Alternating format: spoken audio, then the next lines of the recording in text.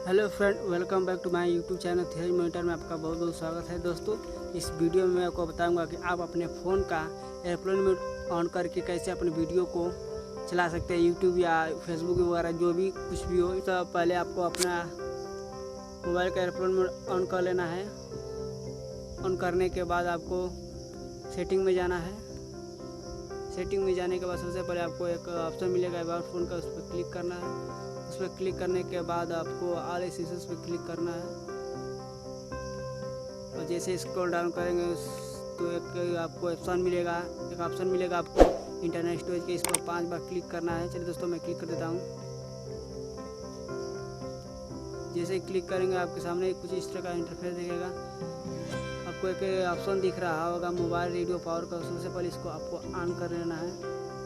चलिए दोस्तों, मैं ऑन कर लेता हूँ इसको। जैसे यहाँ पर देख सकते हैं आप दोस्तों, इंटरनेट चल रहा है। चलिए दोस्तों, मैं आपको यूट्यूब चला कर दिखा दे रहा हूँ।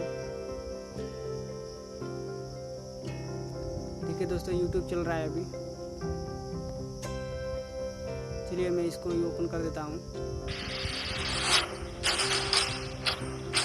दोस्तों, कैसा लगा आपको वीडियो यह प्लीज़ कमेंट में ज़रूर बताना और आप चैनल को सब्सक्राइब करके जाना। तब तक के लिए धन्यवाद दोस्तों।